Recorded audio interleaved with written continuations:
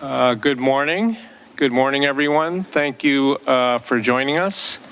My name is Victor Cha. I'm Senior Vice President for Asia and Korea Chair here at CSIS, Professor at Georgetown University. And I want to thank you all for joining us this morning at CSIS for the International Dialogue on North Korean Human Rights.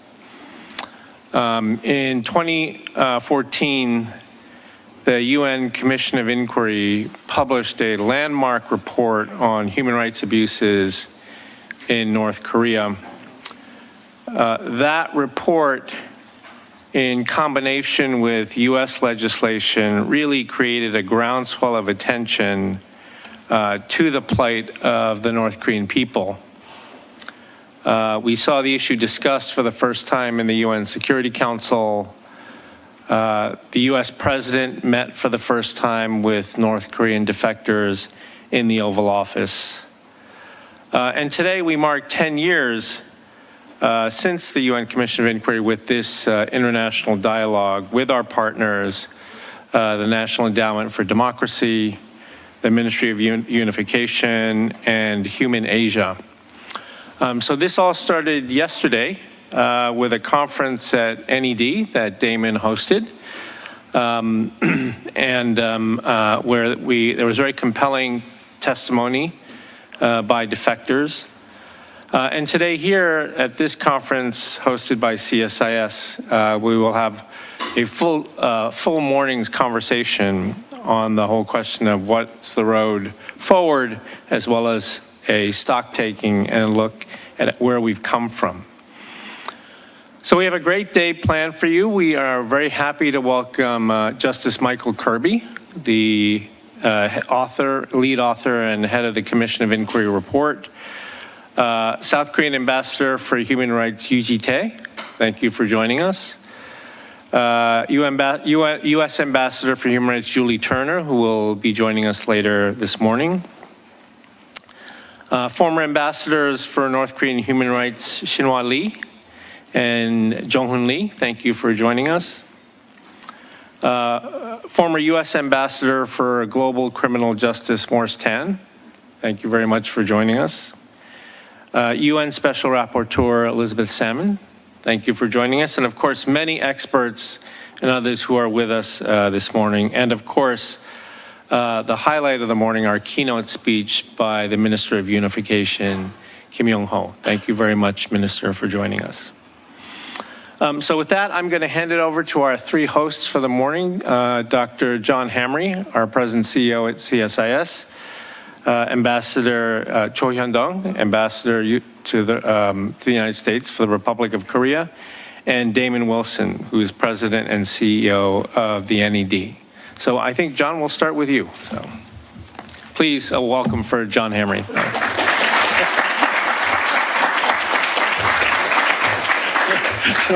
Oh, my goodness. Welcome to all of you. Thank you. Delighted to have you here. Ambassador Cho, it's always great to partner with you, and I'm really delighted to have this event with you, and it's really very important for us. And Damon, welcome. We're delighted. I celebrate your elevation to being the head of the NED, and it's a marvelous thing, and you're just bringing great energy to it, so it's just wonderful. And Ambassador Kim, I want to say thank you. Our conversation last night was very moving, and I really appreciate the insights that you shared with me. You know, the world is again dividing. It's not dividing so much around economics, it's dividing around the whole question of human rights, when you get right down to it. Now, Korea has lived with this for 70 years. The division of Korea was the last time that we had a great battle over the issue of human rights. And how is society organized? How is government organized? You know, in the freedom tradition, the role of government is to balance the needs of society and the freedoms of individuals.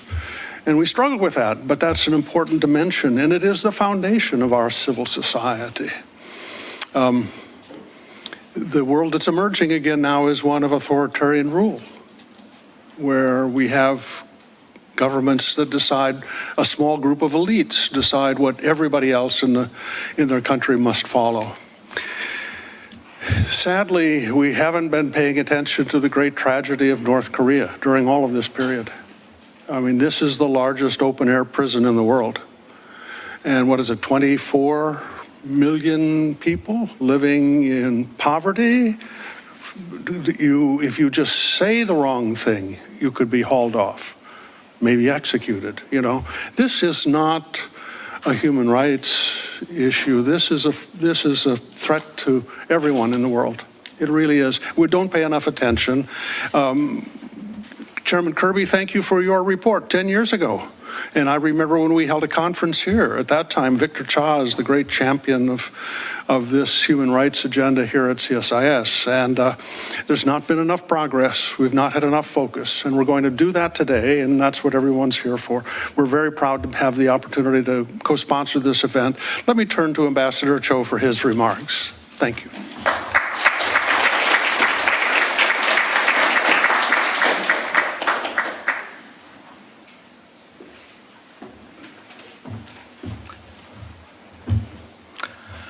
Well, good morning. Well, ladies and gentlemen, distinguished guests. Well, thank you, Dr. Hamre, President Wilson, Minister Kim for joining us. And thank you to all of the co-sponsors of today's event. I'm grateful to be joined by so many of the world's premier minds about North Korean human rights. I also like to recognize the heroes of North Korean human rights issue, Justice Kirby, Special Rapporteur Simon, and Professor Lee. I thank you. And I genuinely appreciate the passion you all have and your commitment to finding solutions to such a difficult problem. This is the first time that Ministry of Unification has held international dialogue on North Korean human rights outside of Korea. Hosting it here in Washington, D.C. speaks to the strength of our country's partnership and the commitment we both have to this issue. 10 years after UNCOR exposed the DPRK's disregard of human rights, and the regime continues to commit most serious abuses and violations against its own people.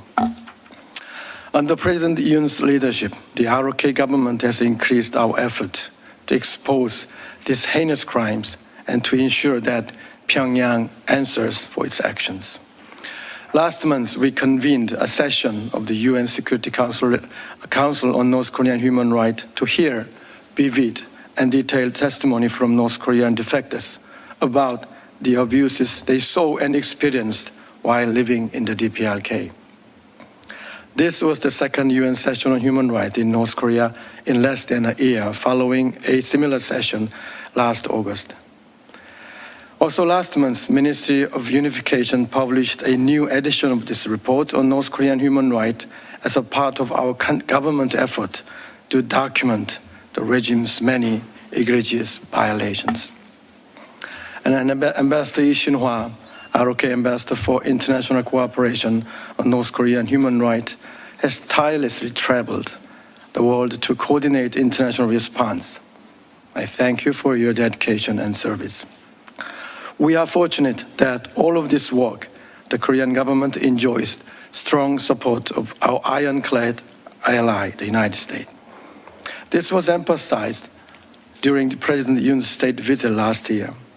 It was both an important agenda item during the discussion and an important point for President Yoon during his address, the joint session of the Congress, when he declared, I quote, "We must not shy away from our duty to promote freedom for North Korean people," unquote. The strong support continues this year. A bipartisan group of U.S. lawmakers recently introduced legislation to reauthorize the North Korean Human Rights Act, showing the broad support for initiative continues to enjoy. When talking about U.S., I want to particularly highlight the work of Ambassador Julie Turner, the U.S. Special Envoy for North Korean human rights issue, who has been a champion of our cause since even before her appointment last year. Even as we work together to improve human rights situation, we must bear in mind that human rights cannot be addressed in isolation. Pyongyang's action make it clear that human rights and security are two sides of the same coin. The population starves, yet they use their scarce resources for nuclear and missile development. They use ruthless oppressions to maintain their hold onto power. They control every aspect of civil life, including thought, culture, and language. And they refuse to even meet with negotiators or accept humanitarian aid. The reality is painfully obvious. North Korean human rights abuses are just small part of a grotesque society of fear, a society that exists solely to keep the ruling powers in place. But we know the truth. Fear alone cannot sustain a regime. Unless they start to feed their starving people, attend to their basic need, and improve their welfare, the system will crack. And once the dam breaks, there will be no stopping it. The recent deflection of high-ranking officials are a clue that this process may already be underway. As people recognize the system is beyond repair, they will abandon it and try to get out before the structure collapses and takes everyone down with it. That is why this is the moment to redouble our diplomatic pressure. And right now is the critical time to devise a strategy that leads to positive changes in the lives of North Korean people. This issue means a lot to me. Both my parents grew up in Hamre province in North Korea. And when they fled south, they left some of their family members behind. So I have relatives I have never met who still live on the other side of the DMZ. So you can believe me when I say that not a day goes by when I do not wish for a time when my cousins, our cousins in the North, can experience a better future, and like us, can lead free, dignified, and prosperous lives. I see today's meeting as a small but important step toward realizing that dream. So thank you again for taking part. I look forward to hearing what everyone has to say today. Thank you.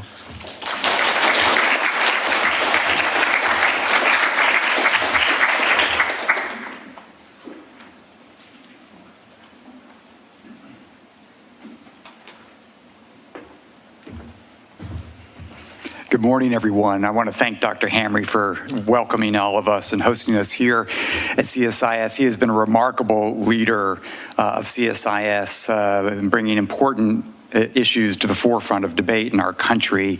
And that's what we're grateful for today, to be about shining a spotlight on North Korea. You've brought together an amazing group of leaders in this space. It's a real honor to be here with so many who have been champions of the people of North Korea and using their voice to shine a spotlight on the indignities. It's a real honor to be here with Minister Kim. Thank you. Welcome to Washington. Ambassador Cho, thank you for those very touching remarks. Ambassador Lee Shin-hwa, who's been a great partner in helping Ned think through the focus that we've had on shining a spotlight on the future of North Korea in terms of the young defectors who are with us today, who spoke out so clearly yesterday, and Michael Kirby, Elizabeth Salmon, Victor Cha, who serves on our board at the Endowment. It's a real pleasure to be with all of you. And I come to this with a perspective of leading the Endowment, an endowment that was born of the conviction that freedom is a universal human aspiration. And we heard this from our North Korean young defectors over the past couple of days. That North Koreans aspire for dignity and justice. It is a drive that is innate inside the human spirit. And so at the Endowment, we have the privilege of having a singular focus on how to support freedom and democracy around the world. And we are built for tough times and tough countries. And this means that we can be steadfast, reliable, long-term partners on those at the forefront of this struggle. And North Korea is one of the world's most closed, isolated, repressive countries in the world. And that's why it's one of the top priorities for the Endowment to stand by the people of North Korea. We don't shy away from what feels like or can look like intractable problems. Rather, we lean into them and see what Ambassador Cho just outlined, the possibility. And we're proud to have been a strong partner of the North Korean human rights movement for over 25 years, having provided both moral and material support. And this has meant a real focus around, many of you who are in this room, the work around human rights documentation and international advocacy, getting information inside North Korea, and empowering defectors themselves to play a leading role in advancing this movement. Dr. Hamre referred to North Korea as an open-air prison. And it's what motivates the defectors that we've been spending time with. We know from the work of the Ministry of Unification and other studies that have documented that over 80% of escapees have confirmed that they have consumed foreign media, South Korea dramas, South Korean music. One of the greatest vulnerabilities of the Kim regime is that people were equipped with outside information. Simple. Because independent information is the basis of fostering critical thinking. And so that's why we've seen a regime that's cracking down on access to information through new laws, harsh punishments, essentially trying to reign through fear. We talked about this yesterday, but when I was in Seoul in January, reports have been coming out about two North Korean teenagers, two 16-year-olds, who were sentenced to 12 years of hard labor for watching and distributing K-dramas. And there was leaked footage of these two boys standing on a stage like this in an amphitheater, filled with hundreds of their peers. And based on the research, the statistics, the data we've seen, we know that the overwhelming majority of their peers watching them being sentenced, that they also had watched K-dramas, independent information. And what do you think those kids were thinking as they watched that? I could be guilty too. But more than that, they were thinking, this isn't right. What's happening with this regime isn't right. There's something fundamentally wrong. And so I think what we're talking about today, big ideas, policies, strategies, it ultimately comes back to individuals and people and their agency and their dignity. It's this slow questioning of the rules and the norms that can lead to meaningful change in North Korea. The ground is shifting under the feet of Kim Jong-un, and he may not even understand that. This is a regime that can appear strong with military bravado and exercises and missiles, but it's actually quite brittle. And when you know things are brittle, they're incapable of absorbing the shock of change. And that is what this young generation of North Koreans who believe in our accessing information of the outside world and see the possibility of freedom. One of the defectors yesterday said the most powerful thing she saw when she was in North Korea was not just the attractive life that comes from a K-drama, but when she saw evidence of North Koreans who had come to the South and flourished, that they were going to universities, driving cars, building a family, and saw that someone like her who had no opportunity, no prospect of hope to believe in that kind of future could see North Koreans just a year, 2 years, 3 years into freedom in South Korea flourishing. That's powerful. As Ambassador Cho said, you cannot sustain a regime on fear alone. And that's why this discussion today is so important.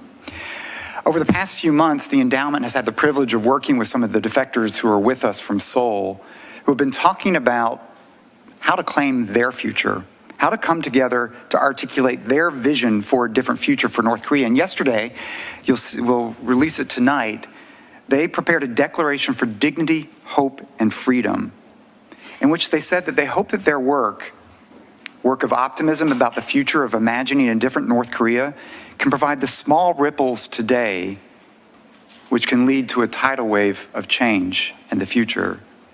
You'll hear from Kyung-hyuk Kim today on this stage. He was part of North Korea's elite. He studied at Kim Il-sung University.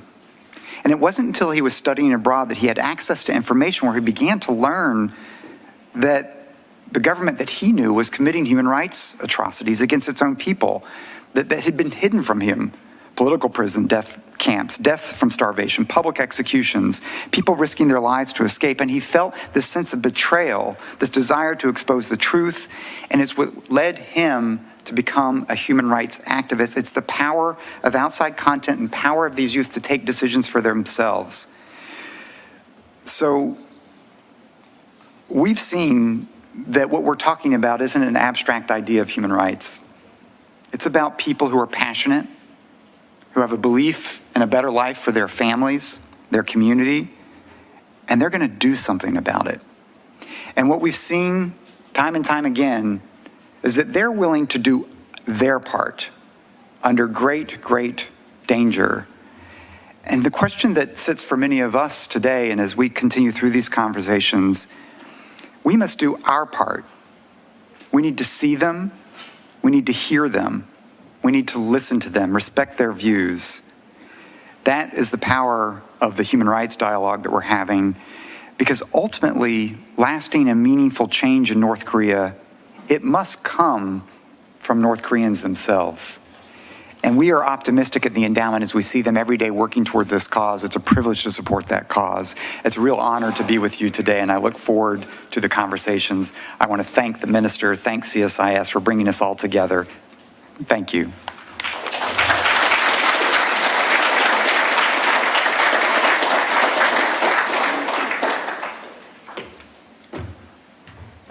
Thank you, Damon, Ambassador Cho, Dr. Hamre, for those introductory remarks. It's now our pleasure to welcome Minister Kim Yong-ho to the stage as our keynote speaker this morning. As you all know, he's Minister of Unification for the Republic of Korea. He's held this position since July of 2023. Prior to being appointed as minister, he served as chairman of the Unification Future Planning Committee, part of the Ministry of Unification, and as a professor of political science and diplomacy at Sungshin Women's University. He received his BA from Seoul National University, his MA from Boston University, and his PhD from the University of Virginia. So ladies and gentlemen, please welcome to the stage Minister Kim Yong-ho.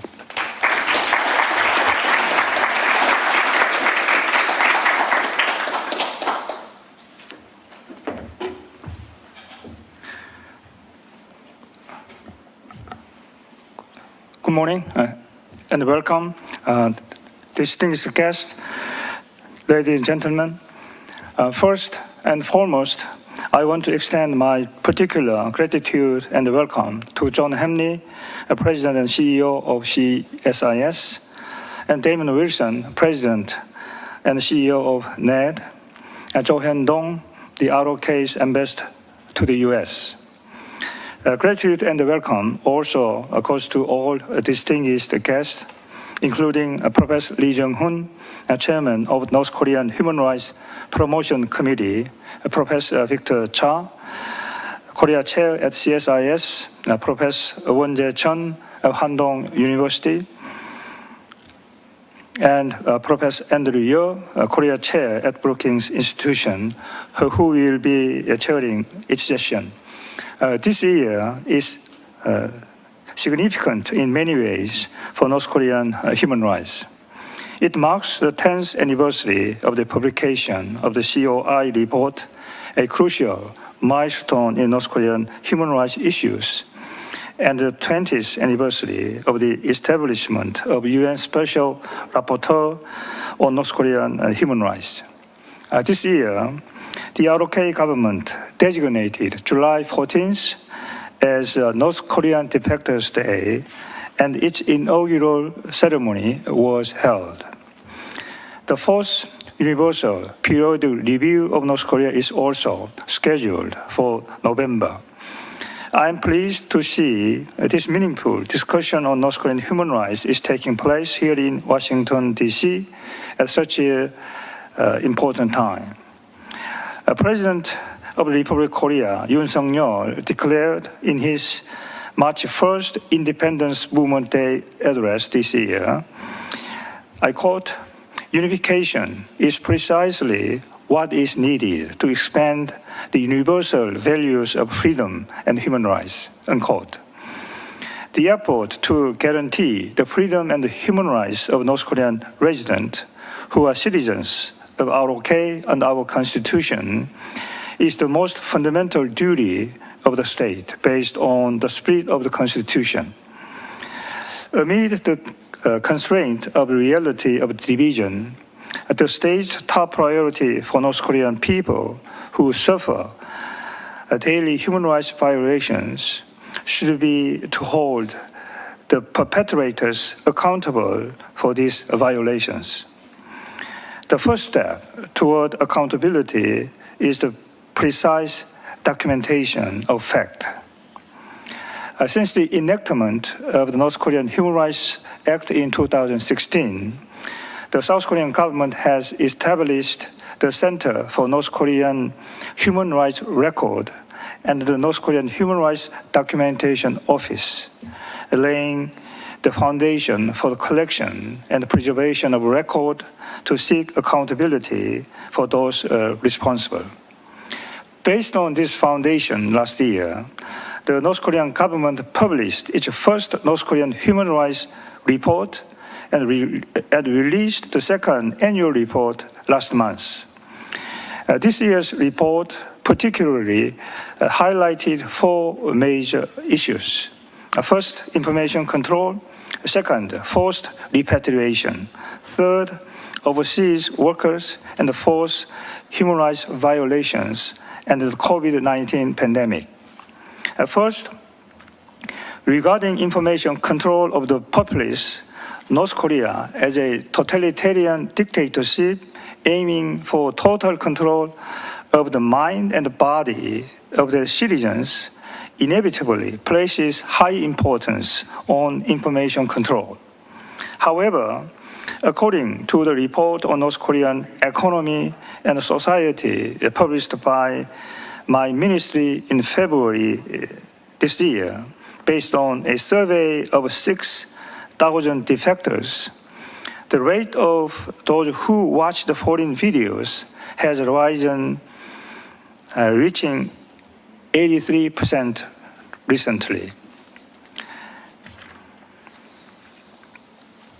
With the influx of external culture and information such as South Korean soap operas and K-pop, many North Koreans are consuming Juche culture by day, South Korean culture by night, signifying a fierce competition between the regime's Juche culture and the people's South Korean Hallyu culture of the consciousness and mind of North Koreans. The continuous enactment of law since 2020, such as the law on rejecting reactionary ideology and culture, the Youth Education Guarantee Law, and the law on protecting Pyongyang cultural language reflect the North Korean authorities' sense of crisis regarding the rejection to Juche culture.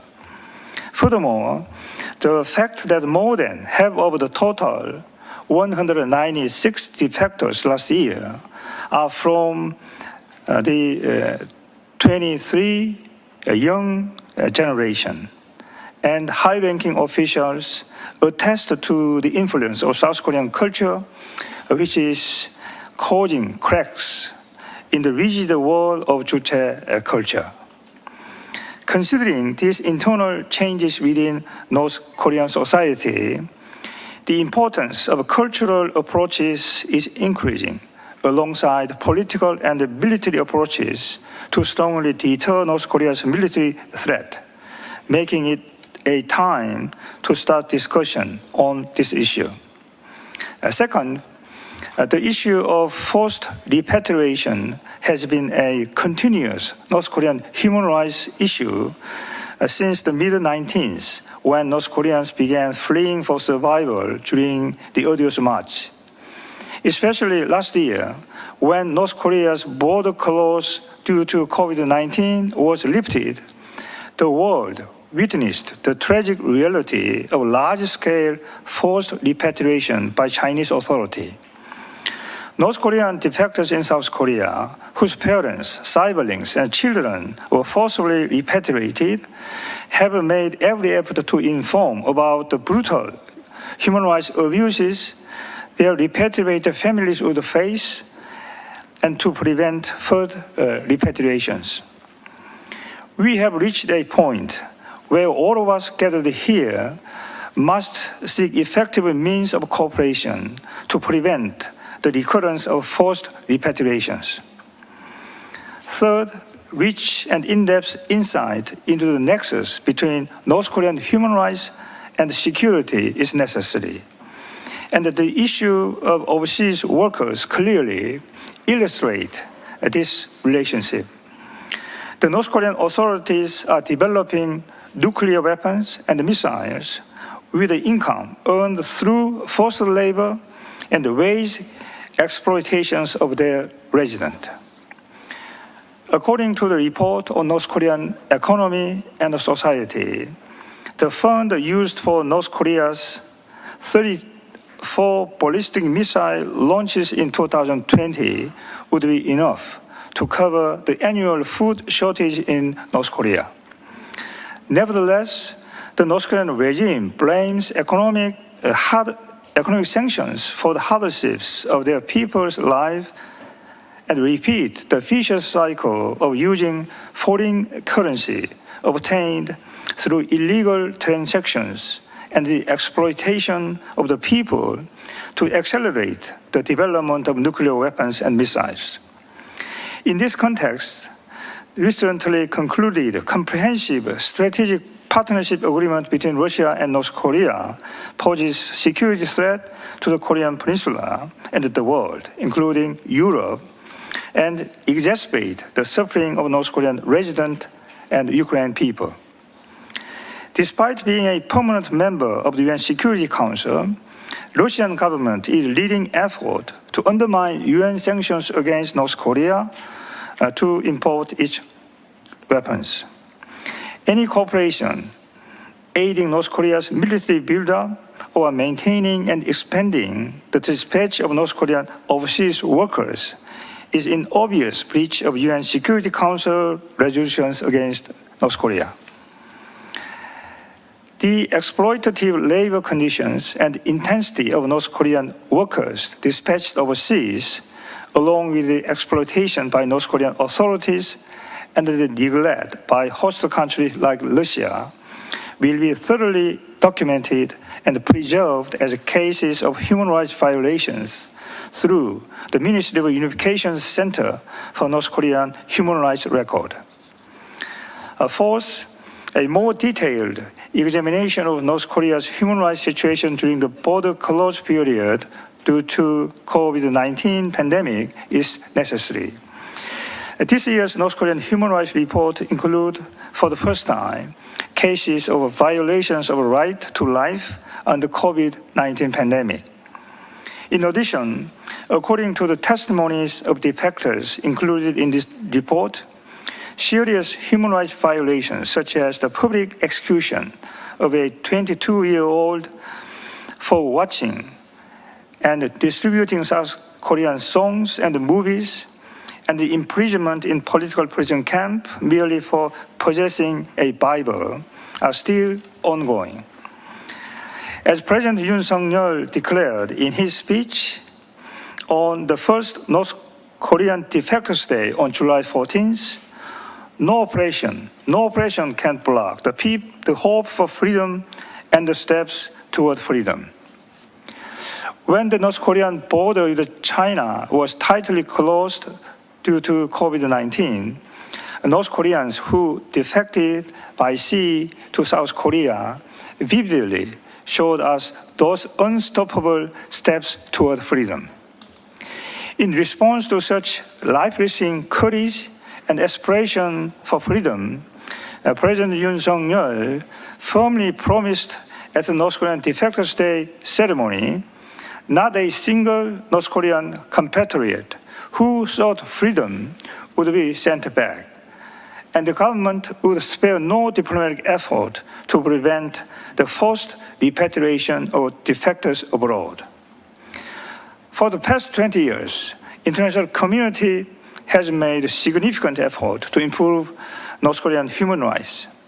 Since the 59th UN Commission on Human Rights adopted the first resolution on North Korean human rights in 2003, the resolution has been adopted for 22 consecutive years, and the UN General Assembly has been adopting the human rights resolution every year since 2005.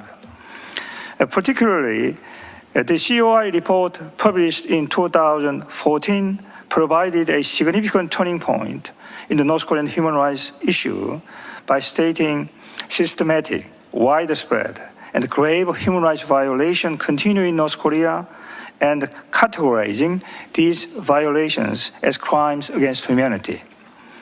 At the UN Human Rights Council in Geneva last April, a comprehensive update on the North Korean human rights situation since COI report 10 years ago was requested.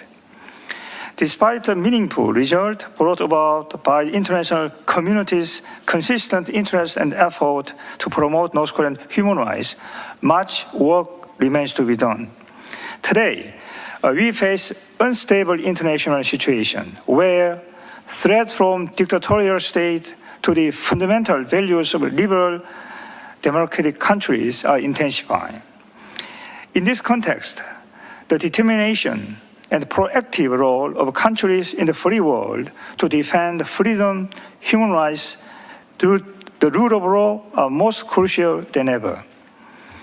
And the focus of this effort should be on North Korea. President Reagan, in his 1982 speech to members of British Parliament, called for the solidarity and action of free world countries to protect liberal democratic values. The ROC-US alliance is an alliance based on shared values of freedom, democracy, and human rights. Based on the solid ROC-US alliance, we will be able to deter North Korea's military provocation, defend liberal international order, and resolve North Korea's human rights issues. And only then will a free and peaceful unified Korean peninsula, where the human rights of North Korean residents are fully guaranteed, become a reality before us. Thank you.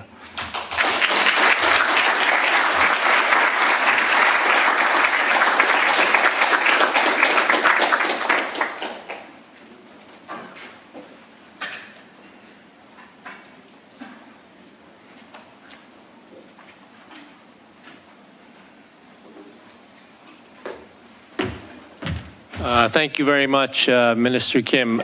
So I think what we'll do is just move directly into our first panel. So those panel members, panel number one, can please come to the stage. Ambassador Lee.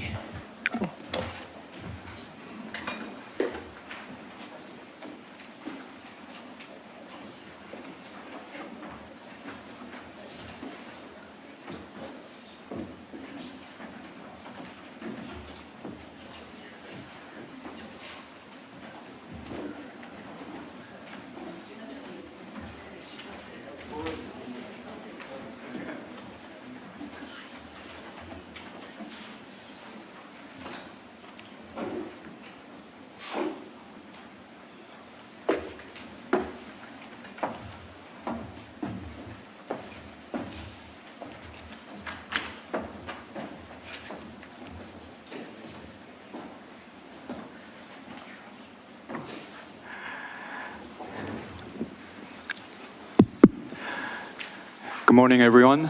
My name is Jung-hoon Lee. I'll be moderating this first session of this conference. I'm a faculty member at Yonsei University and currently chairing two committees at the Ministry of Unification of the ROK, one for unification issues and the other for the promotion of North Korean human rights. It gives me great pleasure to be moderating this session. Before I begin, being here, sitting right here gives me great memories of some 10 years ago. I was just, as Michael was walking in, we were saying, here we go again. Because 10 years ago, if you remember, Victor, we had our first anniversary of the COI conference here. And I woke up very early in the morning, and very rarely it was actually snowing that morning. And it snowed by DC standard so much that schools were shut down, everything was being shut down. So we were really worried, but the conference went ahead. And lo and behold, because everything was shut down and we were about the only thing that was going on in DC, it turned out that we had a great turnout and a very successful meeting. Michael was present then as well. So here we are, 10 years after, still at it. We have 4 very distinguished panelists this morning. I will introduce them first and then give you a very rough outline of what we're going to be doing. Sitting next to me, of course, is Michael Kirby, who is the formerly High Court Justice of Australia, but we all know him as the chair of the Commission of Inquiry for the Human Rights in the DPRK. Michael Kirby, maybe we should give him applause.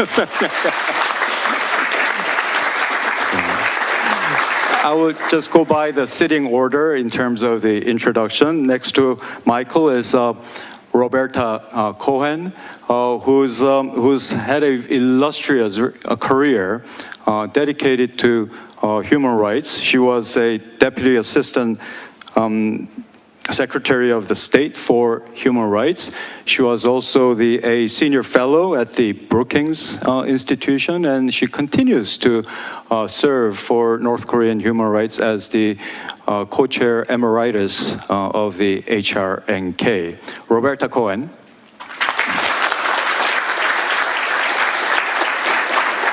And next to her is Elaine Pearson, who is the director of the Human Rights Watch's Asia Bureau or Asia Division. Yeah, and as you all know, Human Rights Watch is probably one of the most influential and expansive human rights civic organization in the global context. Elaine? And finally, sitting at the end is Director General Kim Sun-jin, who is the Director General of the Center for North Korean Human Rights Record of the Ministry of Unification, which our Minister Kim Young-ho had earlier alluded to in his speech. So what we're going to do in this session is we're going to have Director General Kim first give an overview of this new annual report that the Ministry of Unification has produced. So this year marks the second annual report. Last year was the first.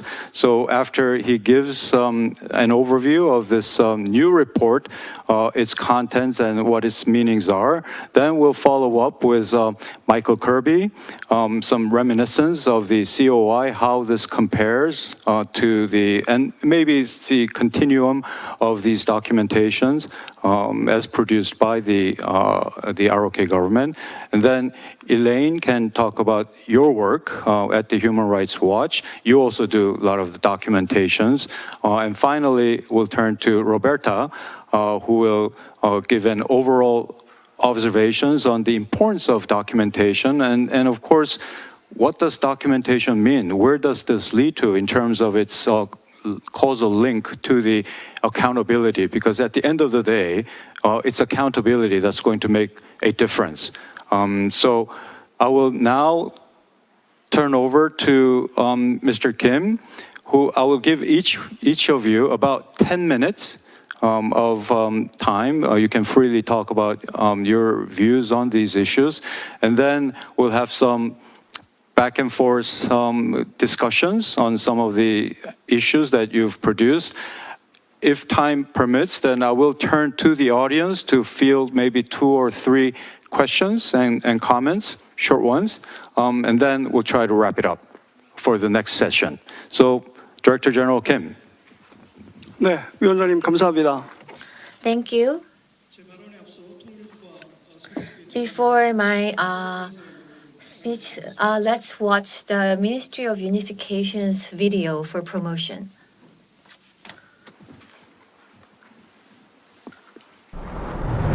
이것은 사실에 근거한 이야기입니다. For South Koreans, people in North Korea are not just anybody's.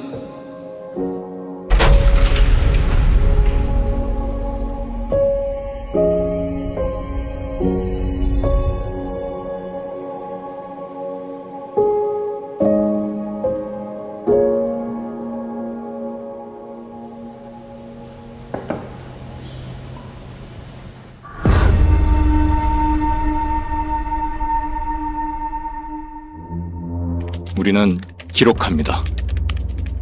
우리는 갇혀 있었습니다.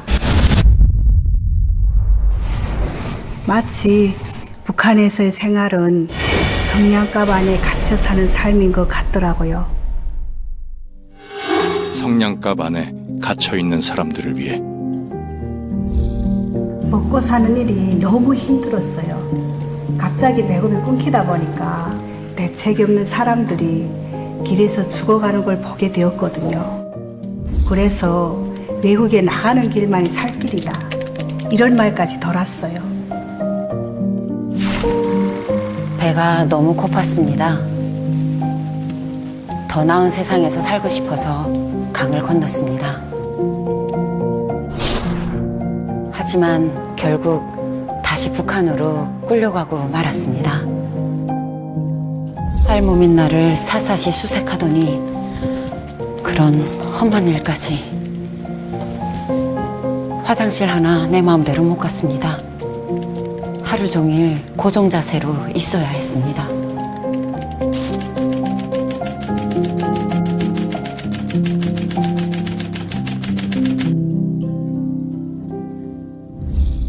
저는 외화벌이로 해외에 파견돼서 건설 노동을 했습니다. 근데 이상했어요.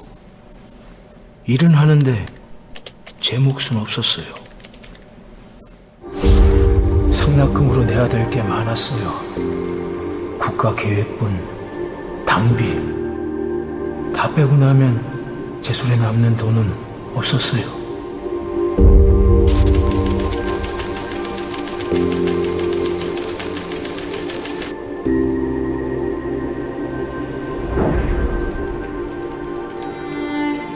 우리는 알려야 합니다. 우리가 듣고 기록하는 이야기 속의 사람들을 위해. 하루는 보안원들이 동네 사람들 다 모이라고 했습니다. 가보니까 한 청년이 꽁꽁 묶여 있었습니다. 순식간이었습니다. 모든 사람들이 보는 가운데.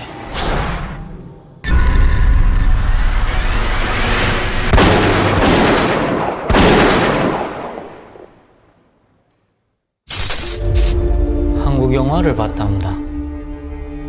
옛날 같으면 교화형 1년이었을 텐데 처벌 수에 놀랐습니다.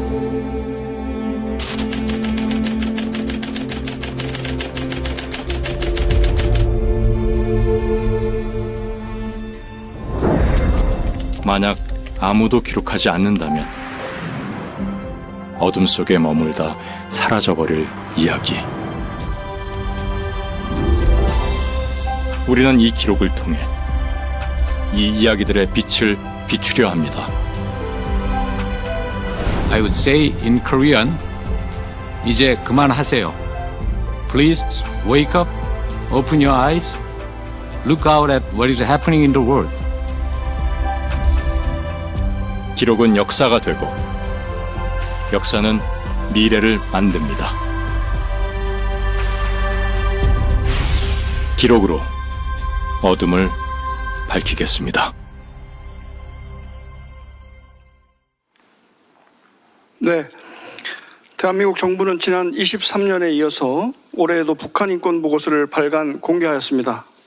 통 보고서에는 북한 당국에 의해 자행되고 있는 Again this year, the first one was in 2023. This report outlines significant human rights violations committed by the North Korean authorities. And I would like to highlight a few recent cases. First, after Kim Jong-un's rise to power, North Korea has intensified ideological control over its people. There have been notable increases in human rights violations under 3 recently enacted laws. For example, a 22-year-old man was publicly executed for watching South Korean dramas and movies, which is a violation of the law on rejecting reactionary thought and culture that was enacted in 2020. Also, the control of information and the violation of freedom of expression severely impact North Korea's younger generation, often called the 장마당 generation. For example, a bride wearing a white wedding gown at a wedding, or using South Korean expression on a mobile phone, can also lead to severe penalties under the Youth Education Guarantee Law and the Law on Protecting the Pyongyang Cultural Language Protection Act. Second,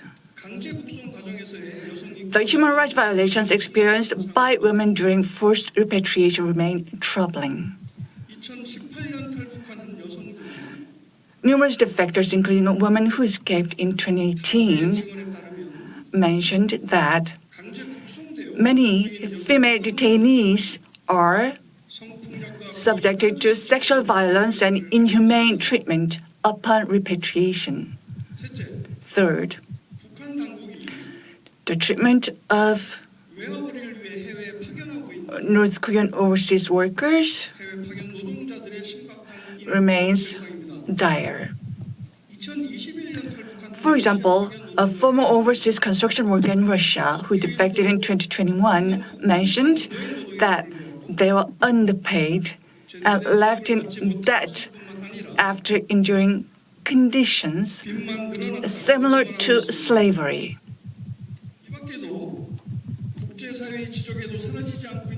In addition, DPRK is arguably the worst zero human rights zone on the planet, with political prison camps that are still around despite international criticism, and abductees and detainees who continue to be held in conditions that make it difficult to verify even the most basic information about their lives.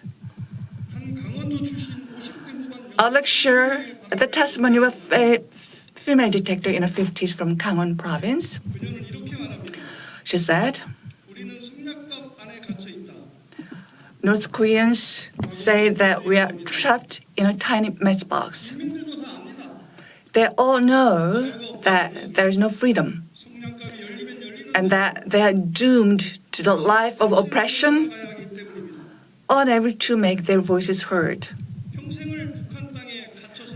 It sounds like the desperate cries of a person who has spent her entire life trapped on North Korean soil. We should not turn a blind eye to human rights abuses against North Koreans that have become increasingly severe under Kim Jong-un regime. We hope that the newly released 2024 North Korea Human Rights Report will serve as the basis for a comprehensive update of the COI, which is currently underway, and will continue to actively engage with the international community to achieve real improvement in North Korea's human rights record. Furthermore, I urge the release and repatriation of missionaries Kim Kuk-ki, Choi Chun-gil, and Kim Jong-uk, who have been detained by North Korea for 10 years, along with the 3 North Korean defectors who are nationals of the Republic of Korea.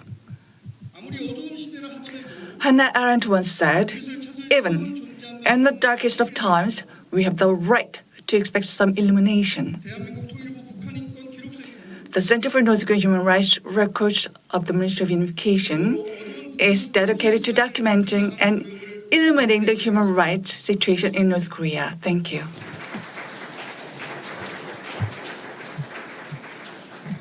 Thank you, Director General. It certainly is very sombering to hear that after 10 years since the COI report came out, which of course Michael Kirby was the chair of, 10 years ago, there was a great sense of hope and excitement that something can be done to make some changes in North Korea, that there could actually be some genuine improvement in the human rights situation in North Korea, because when the report came out in New York at the UN, there were movements amongst the North Korean delegation that suggested that they were very sensitive to what had just transpired, that they were inviting Marzuki Darusman to Pyongyang. They released the 3 detained American citizens. So there were things where we felt that, we found the Achilles gun of North Korea, that we should continue to press on this issue of human rights. But as we're finding out through the annual report as put forward by the MOU, most unfortunately, things have not changed. The human rights situation in North Korea continues, if not worsens. So I'm now going to turn to Justice Michael Kirby, to reminisce on what he came up with 10 years ago, and how he looks at the past 10 years and the current situations, and what we should all make of the past decade and moving forward into the next decade. Michael? It's a natural tendency of lawyers, and especially judges, to be a bit self-satisfied. And I was going to give a speech which was prepared for the interpreters, but I decided last night that I'd tear it up and I would give a different speech. And I would give a speech today which challenged self-satisfaction and acknowledged the weaknesses in our activities to date and the things that we should do to ensure that we turn words of a report into action on the ground in North Korea. And so I've identified, for your consideration, 10 fault lines, 10 weaknesses of the inquiry and of the work that we've been doing for human rights up to date. Number 1 was relating to the methodology. Now, we were rather proud of our methodology because we had public hearings, we had people come along, and their evidence was online, but there were weaknesses in our methodology. We didn't really make much contact, not enough contact, with the then opposition party in ROK. And they, not long after, became the government of Moon Jae-in. And I think we should have made more effort, because that's what happens in a real democracy. Governments have this unfortunate habit of changing, and that is what happened. We didn't make enough contact with the young. And last night, thanks to this encounter, there were a lot of young people there, even a rap performance. I used to go on about comics to deliver our report in comic form. We've got to be more imaginative in the way we communicate, and in particular with the young. We didn't make enough contact with the defector organizations. And I think this has been a weakness in the ROK government and in the ROK activity. You've got to involve those who can bring the word and become the source of the truth. And we didn't really do enough to think through the link. 그리고 저희가 인권과 핵 무기 간의 그 연결 And how you can't have human rights without a change in the security situation. So let us search in our minds for things that were not done so well and that we should now be doing better in order to get real progress. Secondly, we have to acknowledge very clearly that we did not attain action on the many recommendations that we made. Nothing really on free speech. In fact, it's probably got worse. Nothing on the songbun system. Nothing on the inability to move freely in and beyond North Korea. Nothing on the food situation, which is one of the very powerful chapters in our report. In fact, starvation and the food deprivation has become worse. Nothing on the abduction, including abduction of the Japanese nationals and others. We have not made progress. And nothing on crimes against humanity. You know, at the end of the Second World War, they invented the international crime against humanity on the basis that it was a crime that shocked mankind and that we would never again look away. But we have looked away. And this is the situation we have to face squarely and acknowledge that a lot of our recommendations, most of the recommendations, have simply not been acted on. A failing of ourselves and a failing of the system. If anything, thirdly, North Korea has become more isolated and it destroyed the friendship organization and building that was established in Kaesong, allegedly on the whim of the sister of the great leader, just destroyed it. And secondly, balloons that are being sent to North with the message of freedom and rights have been responded to by balloons that come south with human excreta. What sort of civilized government would do something like that? And we've got to call this out. Fourthly, we have not made progress in one of the areas that we thought there would be progress. Sporting links, cultural links, some road links, reopening the train lines or air links, Zoom links. We heard the ambassador talk this morning about his pain and the tears, not being able to make contact with his family. Just down the road. All the roads are still there and the railway lines are still there, but we have not established true physical links. And it's getting late for people who were separated so many decades ago.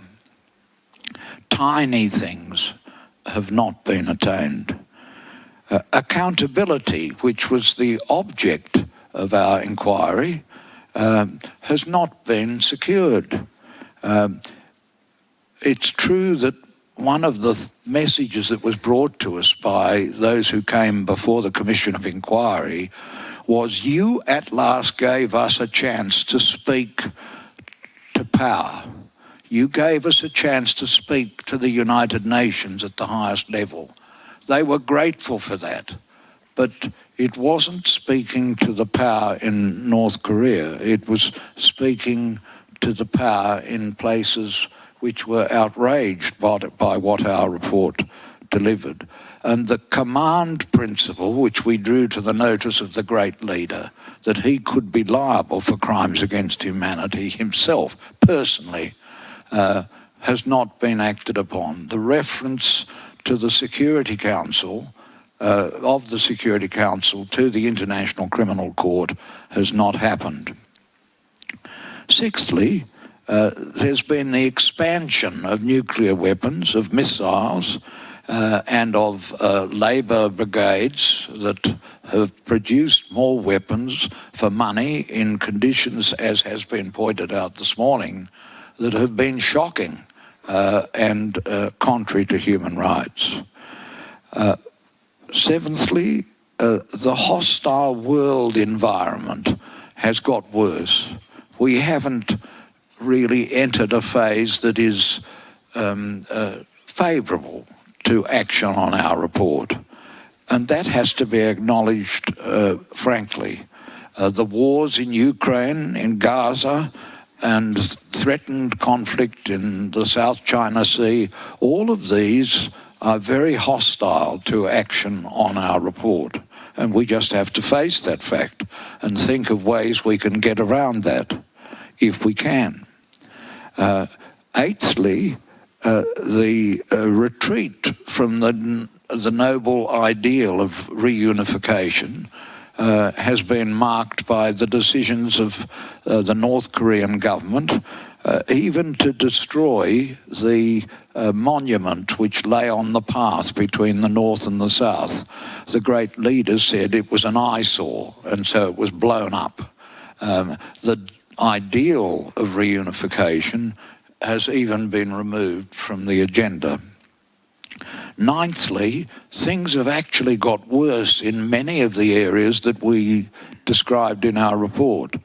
Prisons, at one stage we thought the prisons were being reduced in number, but a closer inspection of the satellite imagery shows that they have simply reorganised the prison buildings, and the new buildings are larger and can contain more prisoners. The punishment of watching soap operas, a fairly trivial sort of thing, have been increased, and even to the level of capital punishment. The control of the economy has become even more harsh and is now much more similar to the control during the regime of Kim Il-sung. And tenthly, the DPRK remains the most isolated country in the world. It hasn't even revived its controlled tourism, though there are hints that that might come. The departure of the virtually the entire diplomatic community has cut them off from criticism and engagement, and the pain and the tears of the divided families have not been abated. Now, we asked ourselves, what can we do to address these problems? And that's the challenge before us at this reunion reflection. What can we do?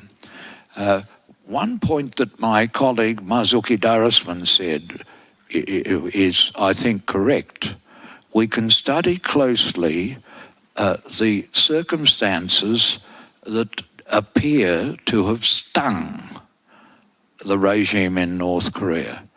What of the things in our report did they react to most aggressively because they were most deeply affected by it?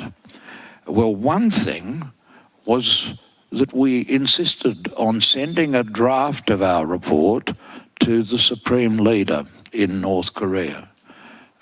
There were people in the United Nations who said, oh, don't do that. We don't have any communication with by a body of the United Nations with the leader of the state. But we insisted that fair process required that we should give an advance warning of our recommendations, and so we did. And that was regarded as an outrage, and it upset them, and they protested. And at the Human Rights Council, they declaimed against it, and therefore it does seem to have affected them. And we've got to reflect on that. What can we do that gets through to the decision makers? China, we found, was guilty of refoulement, of sending people back under their memorandum of agreement with DPRK. And we named China. We were told, oh, you mustn't name a country that is, you allege is guilty of human rights abuses. Well, we said this is just self-evident. If you have a memorandum of agreement, you have to send people back. That is contrary to the principle that international refugee law forbids. And we've got to reflect on what we can do that stings, what we can do that will get into the minds of the people who are in charge of North Korea.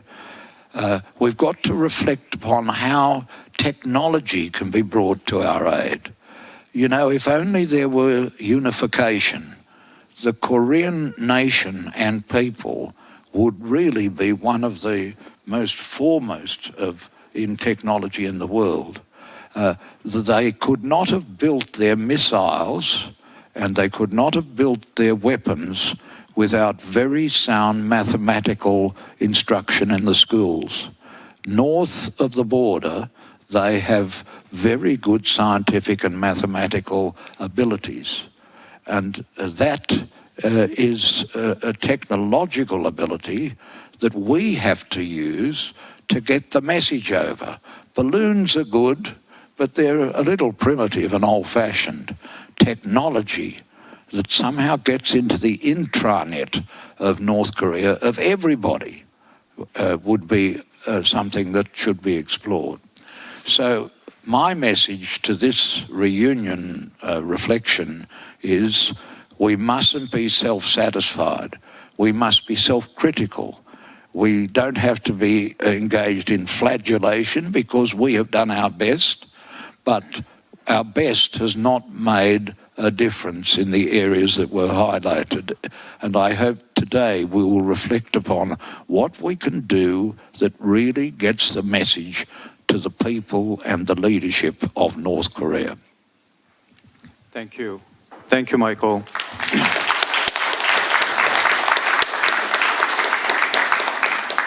I certainly share with Michael the frustration in terms of the lack of progress that's been made over the past decade. That said, I think you're too hard on yourself because reflecting back, Michael Kirby's work and the COI has produced much more positives than the negative. I will agree with you that if there was something that might have been added to the COI was the great recommendations that it put forward is the actual guideline of how to go about implementing some of these recommendations step by step. That might have helped. I don't know. It could have been put into action, but that's something that I agree with you. Now I'm going to turn to Elaine Pearson, who does her work of documentation of the North Korean human rights. So maybe her views on COI, maybe the new annual report by the ROK, and how that sort of works out with your work at the Human Rights Watch. Sure, thank you so much. I'm also going to deviate a little bit from the pre-prepared presentation, so just making that clear to the translators. But it's really great to see so many of you here today, so thank you for giving us the opportunity to share our views. And I think, looking at the 2024 report on North Korean human rights that has been prepared by the ministry, you have a good idea of just the ways in which the North Korean government is controlling its population through violence and fear, whether it's through executions, detention, torture, forced labor, and other violations. All of this is really to bring about the unquestioned obedience of the population. And obviously, 1 year ago, we had this very pivotal Commission of Inquiry report, which acknowledged that these abuses are among the worst in the world. They are crimes against humanity. And I think it really is without question that this is one of the world's worst human rights situations. And yet, why is it that 10 years later, this situation is not getting enough of the world's attention? And I think a part of it is, yes, there are competing crises. We look at what's happening in Gaza and Ukraine, and we're getting real-time information through social media videos, through documentation. And over the last 10 years, it's actually become harder and harder to get information about what's happening inside North Korea. So, to cover that gap, my organisation does investigate human rights violations. We expose that information, and over the past 3 years, we have been working on this report, which really documents the closing of North Korea over the past 5 years, particularly looking at the impact of COVID-19. So this research was done by our Korea's researcher, Hyun, and it's called A Sense of Terror Stronger Than a Bullet. The full report is available on our website. Also, the summary and recommendations are available in Korean, and I brought a few copies here. But maybe just briefly to share a few of our findings, and then I'd like to spend a few minutes thinking about what next, since we're all in this room together, and I think we're thinking about how we can use this 10-year anniversary to move the conversation forward. So firstly, I want to say that this report, usually with Human Rights Watch reports, we like to talk to victims who are experiencing the abuses, but it's getting harder to do that precisely because people are not able to leave North Korea. So to do this report, we interviewed 32 North Korean escapees. We spoke to former government officials. We spoke to many people who are living in South Korea, but who are still in contact with their relatives in North Korea. We also spoke to former cross-border traders. But besides these interviews, we also did analysis of satellite imagery, open source videos, photographs, and we also did an analysis of international trade data. So, what we found in this report, and there's been some discussion of this already, is the way in which the North Korean authorities have instituted strict border and regional lockdowns, the fact that they issued a shoot-on-sight order to border guards to shoot any living thing approaching the northern border with China without permission, and the devastating impact that this has had, not only in terms of preventing people from leaving the country, but also preventing the informal trade networks through which people brought goods and things inside the country. So these excessive limitations have affected foreign trade, international and domestic travel, the distribution of food, medicine, essential products, cracking down on those informal trade networks that really had been a lifeline to ordinary North Koreans. And maybe just to give you a quote from one of the people that we spoke to in doing this research, a former North Korean secret police officer who's still in contact with relatives inside, told Human Rights Watch, "Life is becoming harder and harder every day because of COVID-19. The transportation system was already bad, but with the pandemic, people are not allowed to move around, and it has become harder to talk on phones, unsanctioned phones, of course. And there is constant surveillance of calls. So traders told us they couldn't get permits to travel. There were new checkpoints in place. This was affecting people's access to food and medicine. We've already heard a bit in the presentation before about the intensification of ideological controls and the severe penalties that have been imposed for accepting bribes, breaking emergency quarantine orders, distributing unsanctioned foreign media content, or even for using South Korean slang and idioms. Another North Korean woman who is in contact with her relatives inside the country, also told Human Rights Watch, "My relative said there are no words to describe how hard life was. There was informal trade with China, but now not even to get some rice or a bag of wheat. If authorities heard of a soldier allowing that, that person would just disappear."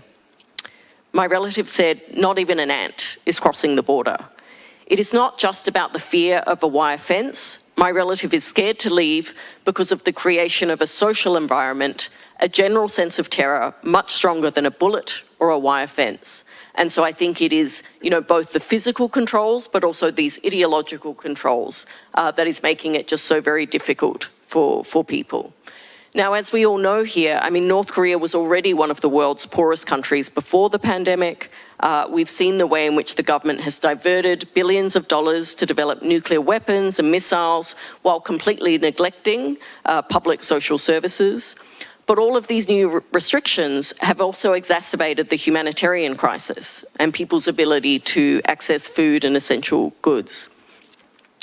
It's very difficult to monitor the full impact of these restrictions, but what is clear is that the people of North Korea are almost entirely cut off from the rest of the world. And, I think the question is now, how can we ensure that there is greater scrutiny by the international community? And in April of this year, at the biannual North Korean human rights resolution in Geneva, we did see some progress in that resolution has now tasked the Office of the High Commissioner of Human Rights to provide an update on the last 10 years. And, that is really important. That is a win. But in New York, we've actually seen in March a veto by Russia of the panel of experts, which is really looking at the enforcement of sanctions on North Korea. And in June of this year, we saw Putin travel to Pyongyang, gift a luxury car to Kim Jong-un, drive around Pyongyang in that car, effectively just thumbing their noses at UN sanctions, saying that it doesn't matter. And we feel very strongly that given this humanitarian crisis, given the extreme isolation, there needs to be further action in New York, not just in Geneva. And this really means that we need to see regular reporting on the linkages between the nuclear weapons program, the threat that North Korea poses to international peace and security, and the human rights situation. And, we have had, some reporting on this, but I think if we want the debates that happen at the UN Security Council to be meaningful and not just to be ritualistic, then we need to have some annual way of ensuring that reporting is getting into the hands of diplomats in New York.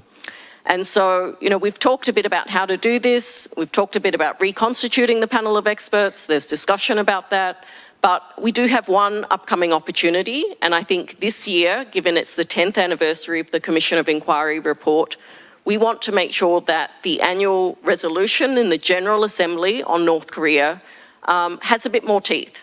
And so we would like there to be some language in that resolution. The EU is the penholder of the resolution, but the South Korean government, Japan, the United States, Australia, other governments that are concerned should really be pushing to ensure that there is language in that resolution on regular reporting, tasking the UN Security General, for instance, on exploring and reporting on those linkages between the weapons program and the human rights situation. So, for instance, it could look at forced labor by the military. It could look at the diversion of essential resources at the expense of the civilian population. There have been reports of radioactive contamination of workers. There are many different avenues that could be taken. But I think what we really want to see this year is a way to connect those debates in Geneva with the discussions in New York.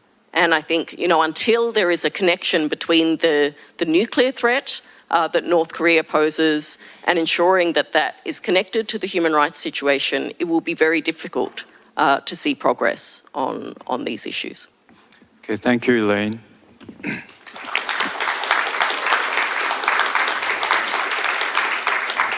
Thank you, Elaine. So clearly, Human Rights Watch's investigations, interviews, and findings resonate with the MOU, Ministry of Unification's annual report.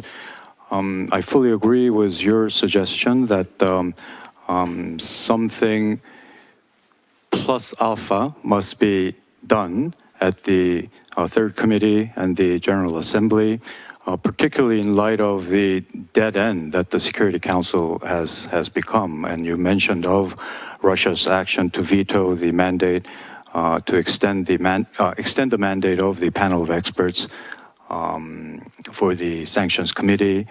I think that's probably more the reason why we have to focus on what the General Assembly can do, and all the nations come together. And I've been saying this quite often, which is that why not look into the possibility of the Credentials Committee, precisely what happened to South Africa in 1974.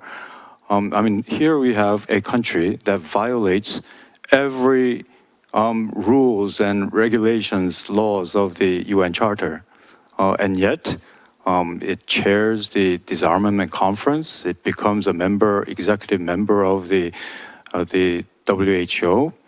This is just not right. So I believe that if we really want to see some changes, I mean, these are the drastic measures that have to be considered, at least tried, to make a difference. Otherwise, who knows? We may be talking about the same thing in 10 years.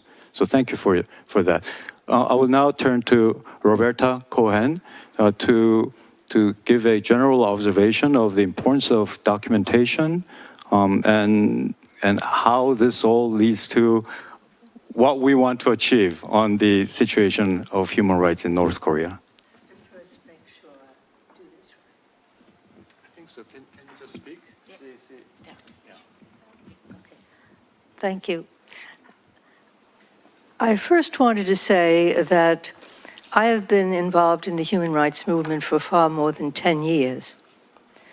And it's not for the faint of heart, human rights. Documents are not self-implementing. If you look even in the United States, the Bill of Rights, we have to fight for it every day.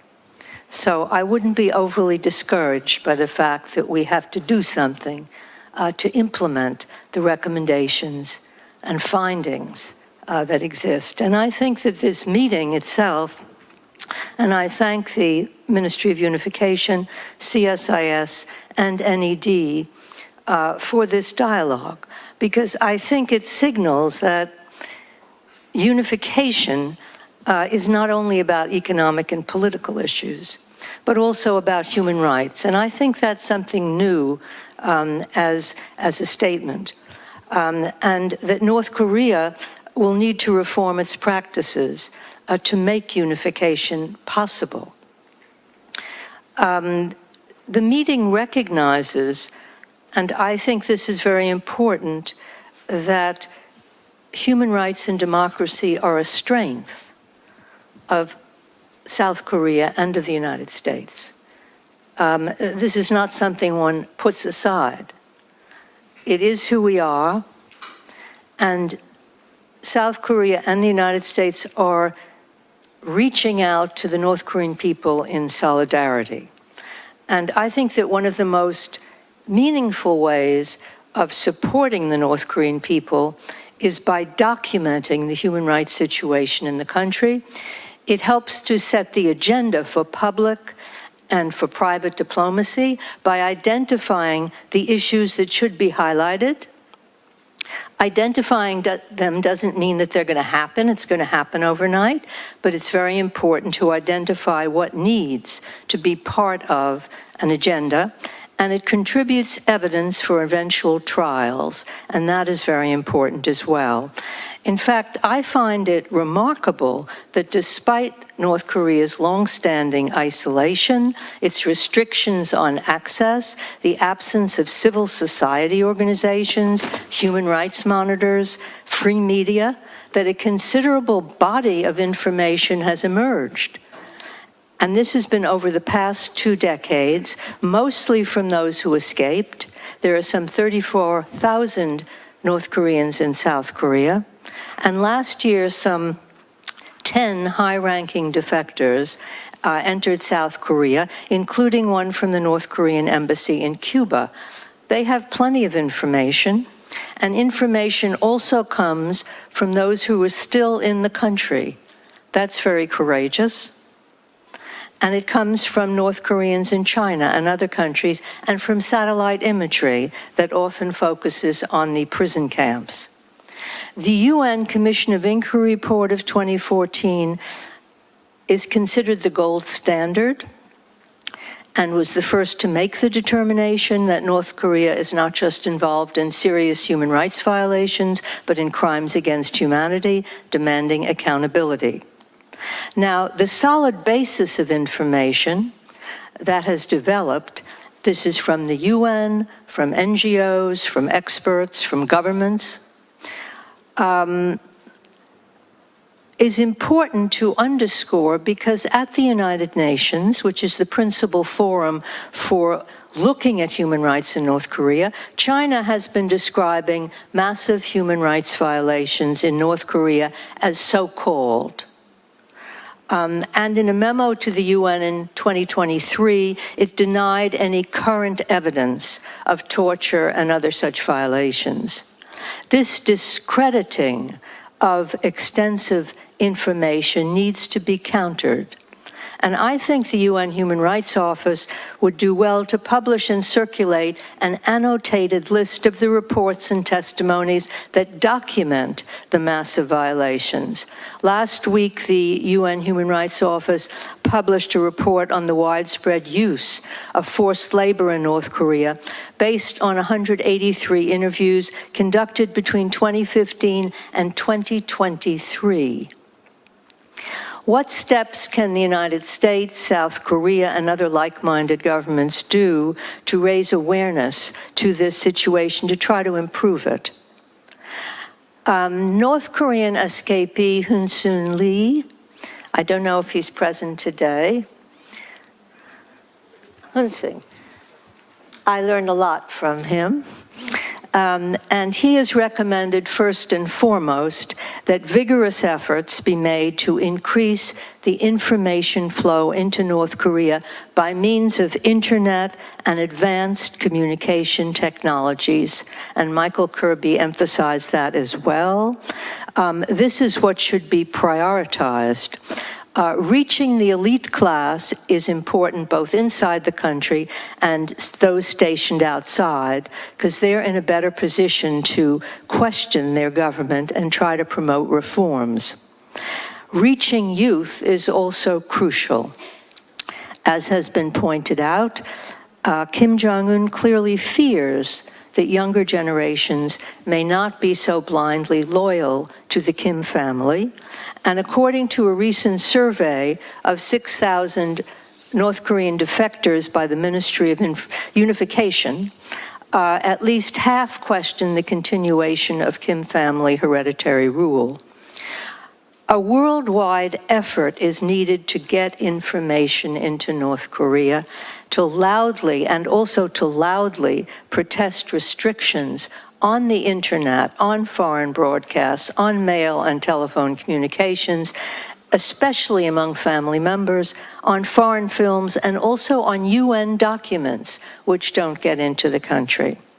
On the occasion of the 10th anniversary of the UN Commission of Inquiry report, messaging should focus on the right to receive information, on the right to leave the country and not be forcibly returned and punished, on an expanding forced labor and prison population, on North Korea's nuclear policies as an abuse of human rights, which were powerfully put forward by Michael Kirby's first draft that I read.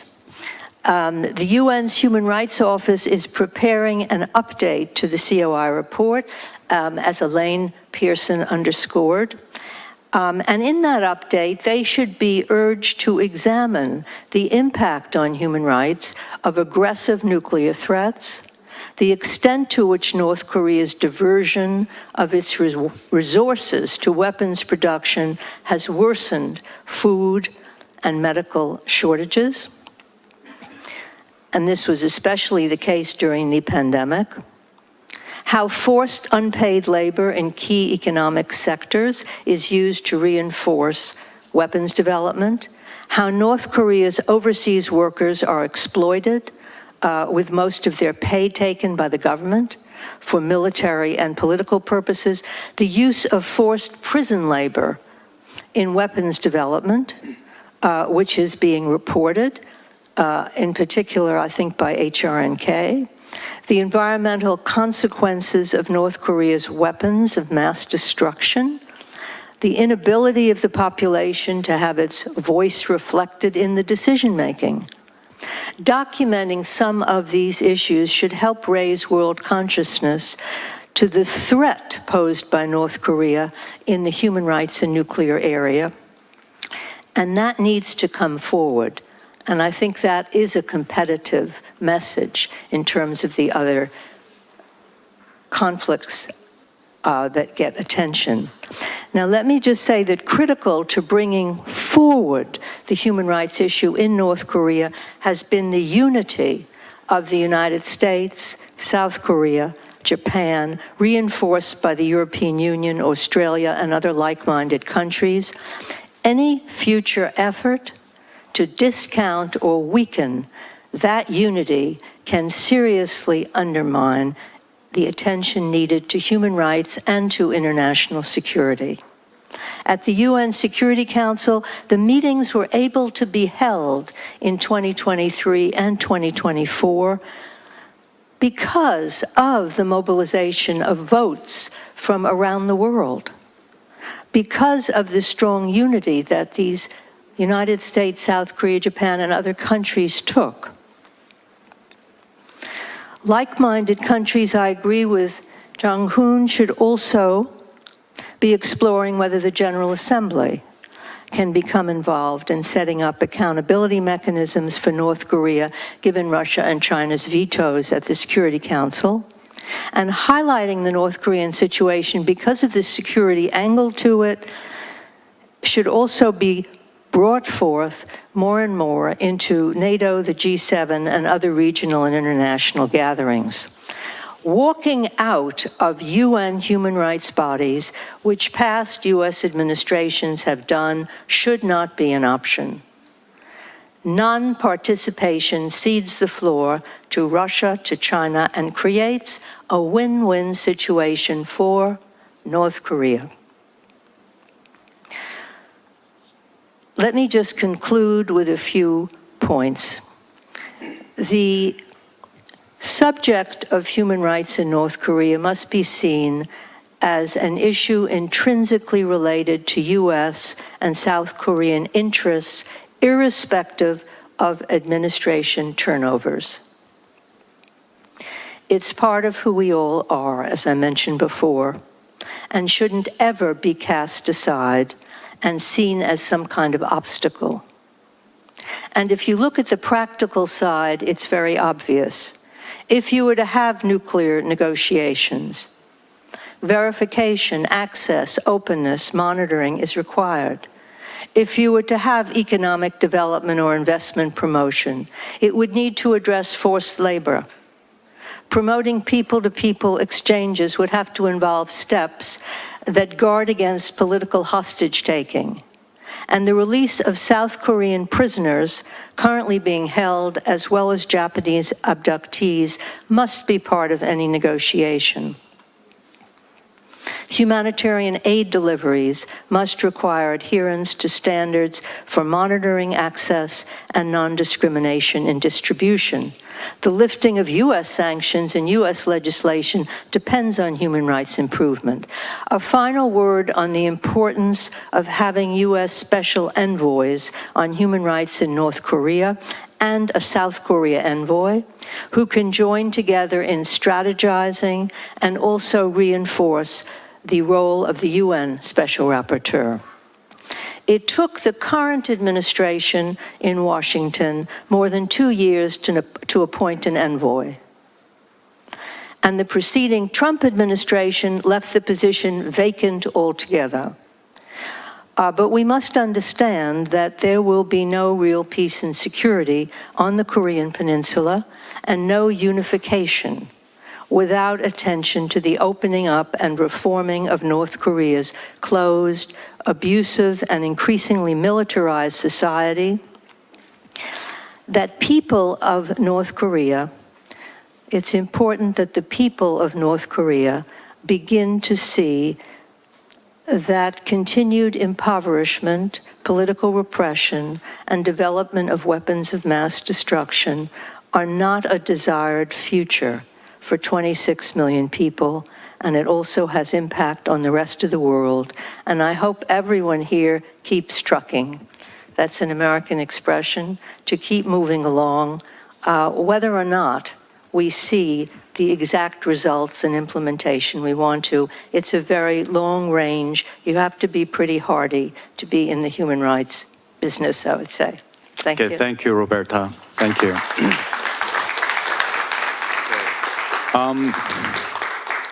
I've been flashed twice on the time limit already, so we don't have a lot of time. So here's what we'll do in the remaining 5-6 minutes. I'm going to, Michael earlier made a reference to Marzuki Darusman, the former special rapporteur, and the necessity to find where it stings. So I'm going to ask each of you to identify one area that could really sting the North Korean Kim Jong-un regime, that could move the needle. Okay, and I need you to identify that in like 20 seconds each, and then I'm going to turn to the audience. Probably I'll take like 2 very short questions to address to one of the panels or all of the panels, and then I'm going to try to wrap it up. So, Michael, 20 seconds. I think what we did in naming the Supreme Leader as a person who could be personally held accountable was what stung, and I think that should be pursued. And it is established international law that if you have command over acts like crimes against humanity and you don't exercise the command to prevent them, you are personally liable. And that being the case, I think we should pursue that, and it should be spoken of. You can't keep it to ourselves. We've got to speak it out and make sure it comes to the notice in order to shame the government of DPRK. Roberta? I agree with Michael about accountability. I think this threatens the legitimacy of the regime, and I think it's frightened them. And initially, they took a number of steps because they got very nervous in 2014. But I would add one more. I know you said just one, but I'm taking liberty of 2. The second is information. More and more information comes in. That is going to threaten the regime more than anything. Elaine? So I think, and this alludes to something that Michael mentioned earlier, but we do need to build stronger networks with middle power countries to build a stronger cross-regional coalition of governments that are concerned about these issues. If we really want to see more progress at the UN Security Council, we have to make Russia's veto and China's actions really hurt, and that's by actually building stronger relationships with the global south. Agreed. Director General Kim? If I do have a needle, then with the North Korean authority, I want to sting that between the North Korean authority and the young generation of North Korean people. The young generation who are in their 30s, 40s, I think they will play the key roles in the future of North Korea. So I would focus the policy efforts in that area. Idea is really a step in the right direction, because having them there is the way you can shame them, and having them in the room is what they don't want. They don't want to have to answer, and when the facts are put out, they have to answer. Well, that suggestion comes out of a sense of desperation, because there's absolutely been no improvement in the past 10 years, and it worked in the case of South Africa and the apartheid case, so why not North Korea? That's my personal opinion. Different countries, different traditions. Agreed, and even if you tried, it may not work under the current the way currently the General Assembly is constituted. But it's just a suggestion. I will now turn to the audience. Identify yourself and please, no speech, just very quick question. Yes, gentleman in the back, and then Andrew. So that's two questions. Is there anyone? Okay, I'll make that third. Yeah, I'll go with you too. So 4, but very quick, okay? Hi, I'm Hyun Chan-jung. I'm an undergraduate student at Georgetown. So do you have any insights into 제일교포 북송산업, in which around 93,000 Koreans in Japan and Japanese citizens were displaced from Japan to North Korea and never returned until 1984? Thank you. Okay. I'll take the questions first, and then we'll go to the panel. Hi, thank you all for your comments. Michael, you mentioned looking at what we can sting North Korea with. In the past, there was also attempts to try to find avenues that there could be some agreement with North Korea. So issues like persons with disability rights or children, that was maybe another productive way to get to North Koreans. Is that no longer possible because North Koreans reject everything, and that's why we're just focusing on what can really sting or hurt the North Koreans? Thank you. Okay. Hi, good morning.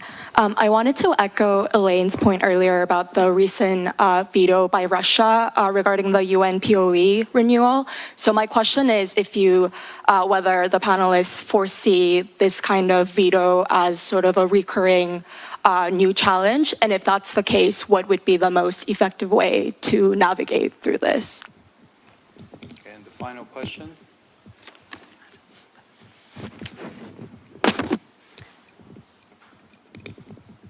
Hi, my name is Alexa Agamalian, and I'm the president of the LINK team, the Liberty in North Korea team at Southern Methodist University in Dallas, Texas. And we spread this message with our students and community. And so we recently hosted the 3 LINK advocacy fellows, Lily, Grace, and Bella, to our school to speak with people. And I just wanted to ask what your advice was for continuing to spread this message throughout our youth and our generation, and how can we contribute positively to affect positive change in North Korea?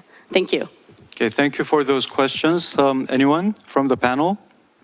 Well, I think that was a fault. We didn't reach out to younger people, and we didn't use social media, and we should open our mind to new problems such as cybercrime and things that we didn't have time to look at, that we should certainly have on our minds. And I mean, all of the suggestions here, I wasn't intending to be hard on ourselves. I think we did as good a job as could be done, but we mustn't be satisfied. We must not be satisfied with the position reached, and we must continue to speak up and to make it plain to the people of North Korea that they have friends, that in the world people know what is going wrong, and that action is being taken by the world out of our common love of one another and the Universal Declaration of Human Rights. Okay. Roberta? Yes. I just wanted to address something Andrew Yeo raised. There have been, at least as I saw reports, some changes after 2014 that North Korea began to make. One was in the disability area. There were efforts made, and a rapporteur was invited in. That was something unusual. An outside human rights monitor was brought into North Korea, and they did not give the person very much access, but there were recommendations from this report, and there was a relationship. And there also have been other, maybe legal changes made on either affecting women or children. There should be a list, and I think the UN update ought to cover those.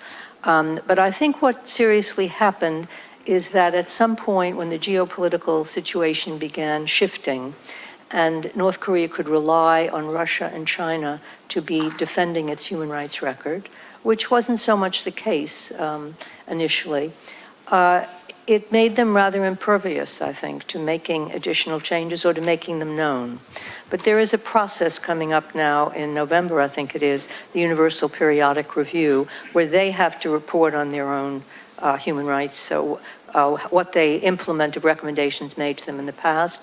And I think that would be a good time to gauge whether they do feel they have to make some improvements and whether they are, and then whether how they deal with the rest of the crimes that they are, the many crimes that are not implemented at all in terms of improvement.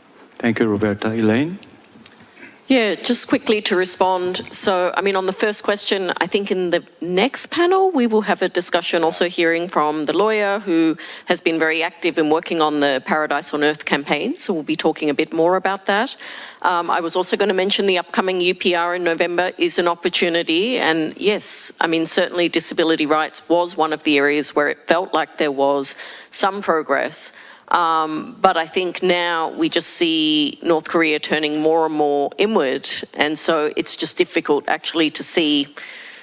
I mean, it's very difficult to see how the UPR, honestly, is after seeing China's performance earlier this year is more than a show of, you know, governments basically lining up their allies to say all sorts of nice things instead of being what we would like it to be, which is actually, you know, a much more detailed analysis of the progress that has been made over the last 4 years.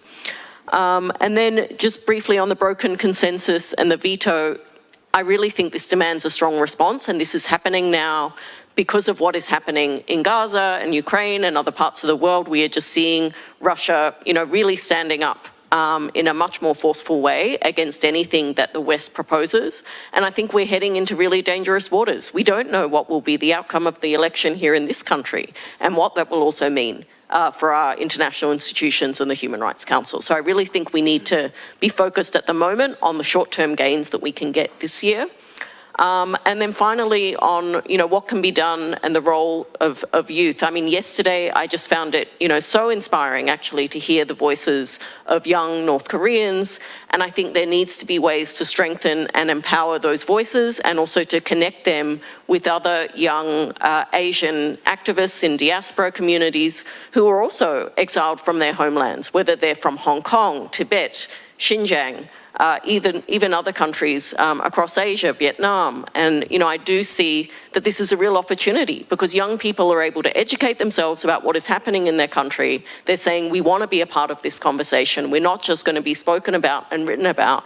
And I think we have to find ways to center their voices in these discussions. Thank you, Elaine. Director General. Earlier, there was a question about Japanese abductees, and if I may address that. At our center, actually, under the direction of the Minister of the MOU, when you conduct a survey of the North Korean defectors, we ask them whether they have seen Japanese abductees, and this kind of efforts have been made, and I do hope that this will be an opportunity for us to address this issue. Concludes our session. I did have a very nice concluding remark all figured out, but I don't think we have time for that. But so I will just say that, you know, what I don't want to see happening is in 2034, I don't want Victor to be inviting all of us back here, celebrating 20th anniversary of the COI, talking about how terrible things are. Because another day of delay in solving this issue is another day of suffering for 25 million North Korean brethren. So I thank the wonderful panels. Let's give them a nice round of applause. Thank you.